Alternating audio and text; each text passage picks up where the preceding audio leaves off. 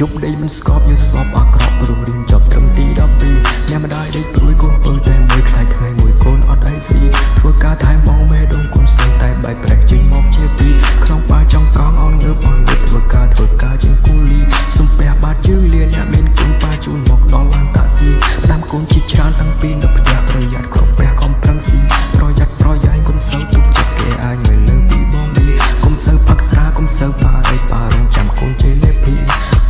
Let me tell you his story before I'm ready Story ជីវិតមួយមានក្រឡប់ដូចទឹកក្រឡប់អត់មានកំណត់នេះទេអស់ហើយទៅគ្រប់កន្លែងស្វែងរកចំណេះនៅតាមមួយជីវិតមួយនេះត្រូវហោះកាត់វិជាច្រើនដោយសត្វចន្ទ្រីចង់ឲ្យឈ្មោះក្រអូបដូចចន្ទទីគួរឲ្យគោរពដូចជាលីលើកដៃប្រណងមិនជាលីផែនដែលកុំខ្វក់ដល់យូស៊ីឬក៏ឃើញតែកុំហោះមីកុំសាកពេលឃើញខ្ញុំដល់ទី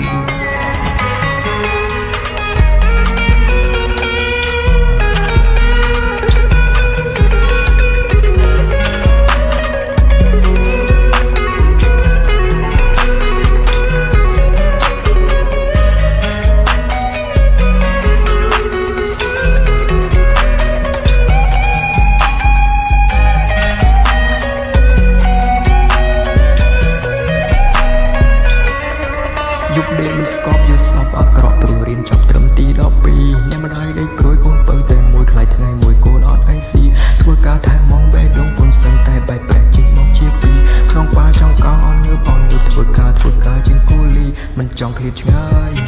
ពីឪពុកពីម្ដាយតែក្តីស្រមៃអត់បង្កើតអរណាយចង់ជោគជ័យម៉ាយត្រៃមិនចង់ទៅវិញដោះស្លាប់ហើយ fly